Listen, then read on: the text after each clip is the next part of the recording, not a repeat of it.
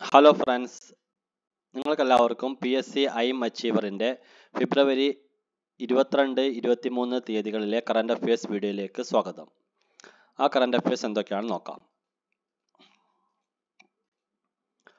World co operative മോണിറ്ററിൻ്റെ report പ്രകാരം ലോകത്തെ 1-ാം number സഹകരണ സ്ഥാപനം എന്ന ബഹുമതി നേടിയ ഇന്ത്യൻ സ്ഥാപനം ഏതാണ്? IFFCO, Indian farmers fertiliser cooperative limited. World കോ ഓപ്പറേറ്റീവിൻ്റെ മോണിറ്ററിൻ്റെ റിപ്പോർട്ട് പ്രകാരം ലോകത്തെ 1-ാം നമ്പർ സഹകരണ സ്ഥാപനം എന്ന ബഹുമതി നേടിയ ഇന്ത്യൻ സ്ഥാപനമാണ് Indian farmers fertiliser cooperative limited. 2024 ഫെബ്രുവരിയിൽ സംസ്ഥാന സർക്കാർ ക്യാബിനറ്റ് പദവി നൽകിയ വ്യക്തി ആരാണ്? KM Abraham. KM എബ്രഹാമിനാണ് 2024 ഫെബ്രുവരിയിൽ സംസ്ഥാന സർക്കാർ ക്യാബിനറ്റ് പദവി നൽകിയത്. മുഖ്യമന്ത്രിയുടെ ചീഫ് പ്രിൻസിപ്പൽ സെക്രട്ടറിയാണ് ഡോക്ടർ KM എബ്രഹാം.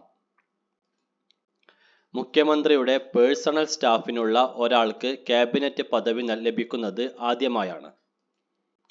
നിലവിൽ മന്ത്രിമാർക്ക് പുറമെ സർക്കാർ chief whip doctor N Jayaraj, ഡൽഹിയിലെ പ്രത്യേക സംസ്ഥാന പ്രതിനിധി KV തോമസ് എന്നിവർക്കാണ് ക്യാബിനറ്റ് പദവി ഉള്ളത്.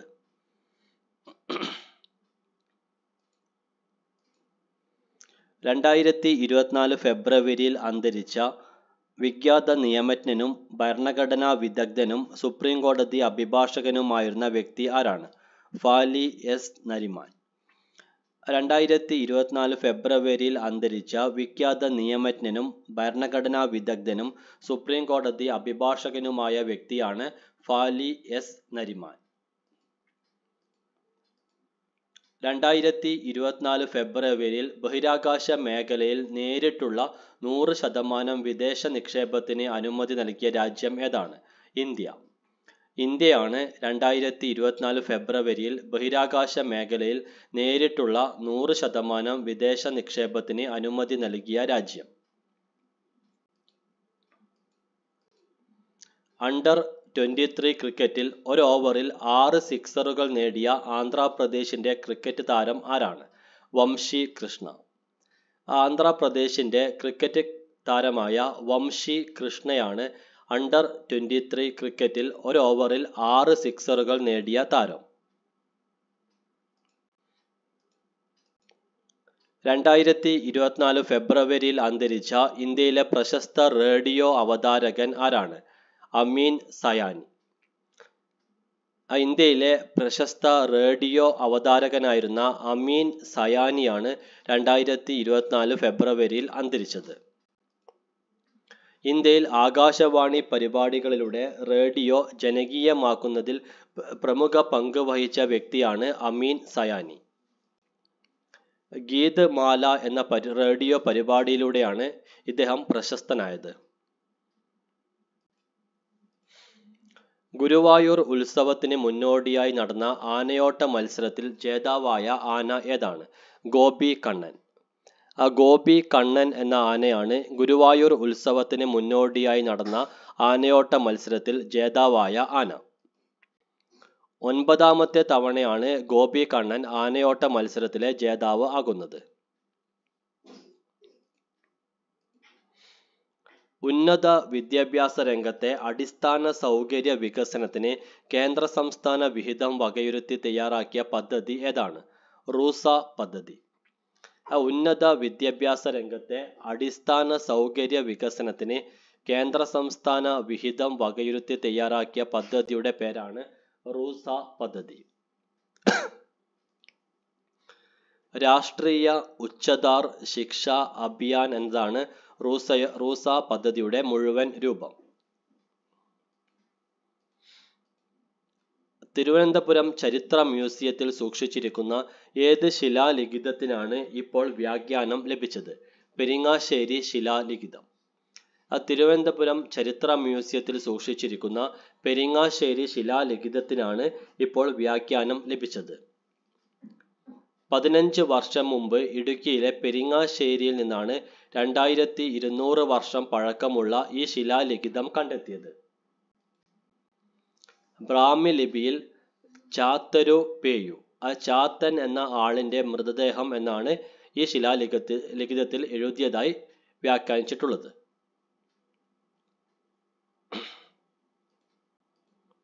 ഗൂഗിൾ പ്ലേ സ്റ്റോറിന് ബദലായി ഫോൺ പേ പുറത്തിറക്കിയ ആപ്ലിക്കേഷൻ സ്റ്റോറേജിന്റെ പേരെന്താണ്? Indus app store. Google play സ്റ്റോറിന് ബദലായി ഫോൺ പേ പുറത്തിറക്കിയ ആപ്ലിക്കേഷൻ സ്റ്റോറേജിന്റെ പേരാണ് ഇൻഡസ് ആപ്പ് സ്റ്റോർ.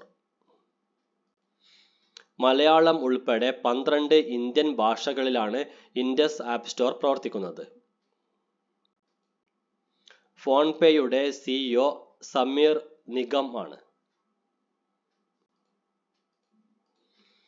രാജ്യത്തെ ലൈഫ്, ആരോഗ്യ, ജനറൽ ഇൻഷുറൻസ് സേവനങ്ങൾ കോർത്തിണക്കി തയ്യാറാക്കുന്ന പോർട്ടലിന്റെ പേരെന്താണ്?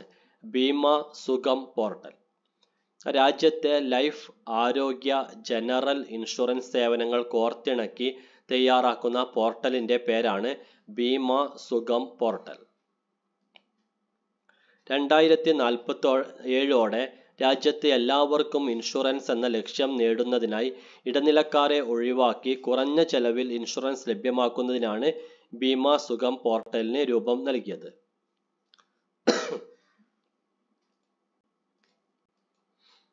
കേരള ബാങ്കിന്റെ CEO ആയി നിയമിതനായ വ്യക്തി ആരാണ്? ജോർട്ടി എം ചാക്കോ. ജോർട്ടി എം ചാക്കോയാണ് കേരള ബാങ്കിന്റെ CEO ആയി നിയമിതനായ വ്യക്തി. സംസ്ഥാന റവന്യൂ അവാർഡ്. 2024 പ്രഖ്യാപിച്ച സംസ്ഥാന റവന്യൂ അവാർഡ് ആർക്കൊക്കെയാണ് ലഭിച്ചതെന്ന് നോക്കാം. മികച്ച കളക്ടർക്കുള്ള അവാർഡ് ലഭിച്ചത് ജെറോമിക് ജോർജിനാണ്. തിരുവനന്തപുരം ജില്ലാ കളക്ടറായ ജെറോമിക് ജോർജിനാണ് മികച്ച കളക്ടർക്കുള്ള റവന്യൂ അവാർഡ് ലഭിച്ചത്. മികച്ച കളക്ടറേറ്റിനുള്ള പുരസ്കാരം ലഭിച്ചത് തിരുവനന്തപുരം കളക്ടറേറ്റിനാണ്. മികച്ച സബ് കളക്ടർക്കുള്ള പുരസ്കാരം ലഭിച്ചത് തലശ്ശേരി സബ് കളക്ടറായ സന്ദീപ് കുമാറിനാണ്. മികച്ച RDOയ്ക്കുള്ള പുരസ്കാരം ലഭിച്ചത് പാലക്കാട് RDO ആയ അമൃതവല്ലിക്കാണ്. വേപ്പുമര കൃഷി പ്രോത്സാഹിപ്പിക്കുന്നതിനായി കേന്ദ്ര സർക്കാർ നടപ്പിലാക്കുന്ന പദ്ധതിയുടെ പേരെന്താണ്? 10 ഇന്ത്യക്കാർക്ക് ഒരു വേപ്പുമരം പദ്ധതി. വേപ്പുമര കൃഷി പ്രോത്സാഹിപ്പിക്കുന്നതിനായി കേന്ദ്ര സർക്കാർ നടപ്പിലാക്കുന്ന പദ്ധതിയുടെ പേരാണ് 10 ഇന്ത്യക്കാർക്ക് ഒരു വേപ്പുമരം പദ്ധതി.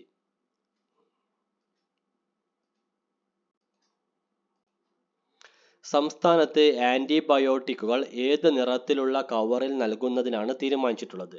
നീല നിറത്തിലുള്ള കവർ. സംസ്ഥാനത്ത് ആന്റിബയോട്ടിക്കുകൾ നീല നിറത്തിലുള്ള കവറിൽ നൽകുന്നതിനാണ് സംസ്ഥാന സർക്കാർ തീരുമാനിച്ചിട്ടുള്ളത്. 2024 രണ്ടാമത് ഇന്ത്യൻ വനിതാ പ്രീമിയർ ലീഗ് ക്രിക്കറ്റ് മത്സരം നടക്കുന്നത് എവിടെ വെച്ചാണ്? ബംഗളൂരു, ഡൽഹി എന്നിവിടങ്ങളിൽ വെച്ച്. 2024 രണ്ടാമത് ഇന്ത്യൻ വനിതാ പ്രീമിയർ ലീഗ് ക്രിക്കറ്റ് മത്സരം നടക്കുന്നത് ബംഗളൂരുവിലും ഡൽഹിയിലും വച്ചാണ്. മുംബൈ ഇന്ത്യൻസ്, ഡൽഹി ക്യാപിറ്റൽസ് എന്നീ ടീമുകളാണ് ബംഗളൂരുവിൽ വെച്ച് നടക്കുന്ന ഉദ്ഘാടന മത്സരത്തിൽ ഏറ്റുമുട്ടുന്നത്. ആദ്യ സീസണിലെ വിജയികൾ മുംബൈ ഇന്ത്യൻസും റണ്ണറപ്പ് ഡൽഹി ക്യാപിറ്റൽസുമായിരുന്നു. Gujarat giants, royal challengers Bangalore, UP warriors എന്നീ ടീമുകളുമടക്കം ആകെ 5 ടീമുകളാണ് വനിതാ പ്രീമിയർ ലീഗിൽ മത്സരിക്കുന്നത്. ആകെ 22 മത്സരങ്ങളാണ് ഉള്ളത്. മുംബൈ ഇന്ത്യൻസിന്റെ ക്യാപ്റ്റൻ ഹർമൻ പ്രീത് കൗർ ആണ്. ഡൽഹി ക്യാപിറ്റൽസിന്റെ ക്യാപ്റ്റൻ മെഗ് ലാനിങ്. ഗുജറാത്ത് ജയൻസിന്റെ ക്യാപ്റ്റൻ ബെത്ത് മൂണിയാണ്. റോയൽ ചലഞ്ചേഴ്സ് ബാംഗ്ലൂരിന്റെ ക്യാപ്റ്റൻ സ്മൃതി മന്ദാനയാണ്. UP വാരിയേഴ്സിന്റെ ക്യാപ്റ്റൻ അലീസ ഹീലിയാണ്. വനിതാ പ്രീമിയർ ലീഗിൽ കളിക്കുന്ന മലയാളി താരങ്ങളാണ് മിന്നുമണി, സജന സജീവൻ, ആശ ശോഭന എന്നിവർ. ഇതിൽ മിന്നുമണി ഡൽഹി ക്യാപിറ്റൽസിന് വേണ്ടിയും സജന സജീവൻ മുംബൈ ഇന്ത്യൻസിന് വേണ്ടിയും ആശ ശോഭന റോയൽ ചലഞ്ചേഴ്സിനും വേണ്ടിയാണ് കളിക്കുന്നത്.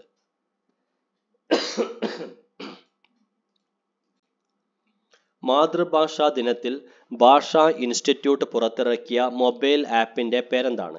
മലയാളം നിഘണ്ടു.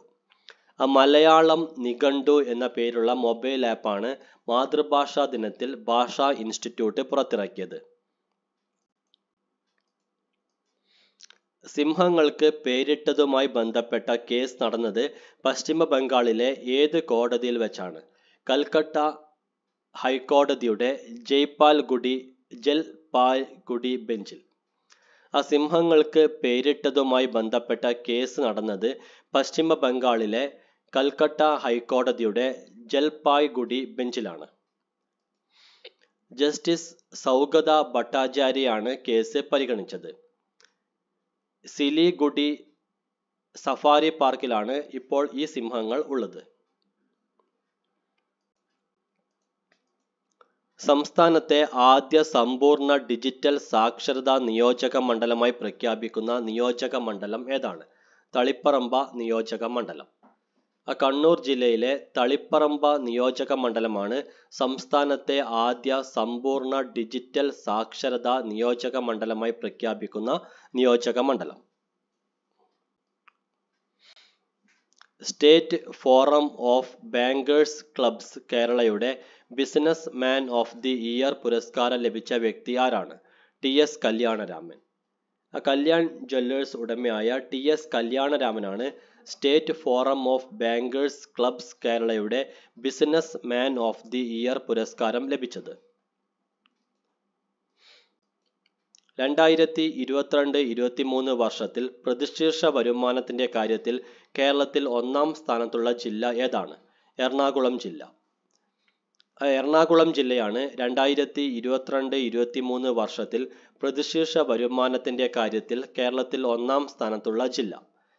എറണാകുളം ജില്ലയുടെ പ്രതിശീർഷ വരുമാനം 2,02,863 രൂപയാണ്. ഏറ്റവും പിറകിലുള്ള ജില്ല മലപ്പുറം ജില്ലയാണ്.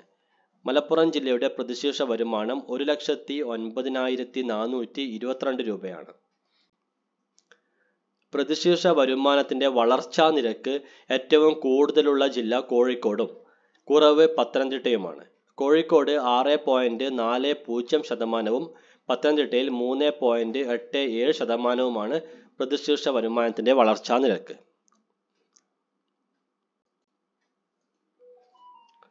കാർവാർ തീരത്ത് വെച്ച് ഇന്ത്യൻ തീരസംരക്ഷണ സേന കസ്റ്റഡിയിലെടുത്ത ചൈനീസ് ചാരക്കപ്പലിന്റെ പേരെന്താണ്? BVK-Y5. BVK-Y5 എന്ന പേരുള്ള ചൈനീസ് ചാരക്കപ്പലാണ് കാർവാർ തീരത്ത് വെച്ച് ഇന്ത്യൻ തീരസംരക്ഷണ സേന കസ്റ്റഡിയിലെടുത്തത്. ഇന്ത്യ, ശ്രീലങ്ക, മാലദ്വീപ് എന്നീ 3 രാജ്യങ്ങൾ ചേർന്ന് നടത്തുന്ന ത്രികക്ഷി നാവികാഭ്യാസത്തിന്റെ പേരെന്താണ്? ദോസ്തി 16. ദോസ്തി 16 എന്ന പേരുള്ള ത്രികക്ഷി നാവികാഭ്യാസമാണ് ഇന്ത്യ, ശ്രീലങ്ക, മാലദ്വീപ് എന്നീ 3 രാജ്യങ്ങൾ ചേർന്ന് നടത്തുന്നത്. മാലദ്വീപ് തീരത്ത് 2024 ഫെബ്രുവരിയിൽ നങ്കൂരമിട്ട ചൈനീസ് ഗവേഷണ കപ്പലിന്റെ പേരെന്താണ്? Xiang Yang Hong 03. ചൈനീസ് ഗവേഷണ കപ്പലായ ഷിയാങ് യാങ് ഹോങ് 03 എന്ന കപ്പലാണ് മാലദ്വീപ് തീരത്ത് 2024 ഫെബ്രുവരിയിൽ നങ്കൂരമിട്ടത്. മാലെ തുറമുഖത്തിന് സമീപമാണ് ഈ ചൈനീസ് കപ്പൽ നങ്കൂരമിട്ടത്. പാകിസ്ഥാനിലെ പഞ്ചാബ് പ്രവിശ്യയിലെ ആദ്യത്തെ വനിതാ മുഖ്യമന്ത്രിയായി അധികാരമേൽക്കുന്ന വ്യക്തി ആരാണ്? മറിയം നവാസ്. മറിയം നവാസ് ആണ് പാകിസ്ഥാനിലെ പഞ്ചാബ് പ്രവിശ്യയിലെ ആദ്യത്തെ വനിതാ മുഖ്യമന്ത്രിയായി അധികാരമേൽക്കുന്ന വ്യക്തി. മുൻ പാകിസ്ഥാൻ പ്രധാനമന്ത്രി നവാസ് ഷെരീഫിന്റെ മകളാണ് മറിയം നവാസ്.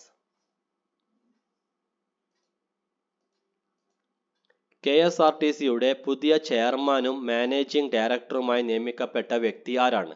പ്രമോജ് ശങ്കർ. പ്രമോജ് ശങ്കർ ആണ് KSRTCയുടെ പുതിയ ചെയർമാനും മാനേജിംഗ് ഡയറക്ടറുമായി നിയമിക്കപ്പെട്ട വ്യക്തി. നിലവിലെ ചെയർമാനും മാനേജിംഗ് ഡയറക്ടറുമായിരുന്ന ബിജു പ്രഭാകർ സ്ഥാനമൊഴിഞ്ഞ ഒഴിവിലാണ് പ്രമോജ് ശങ്കറിനെ നിയമിച്ചത്?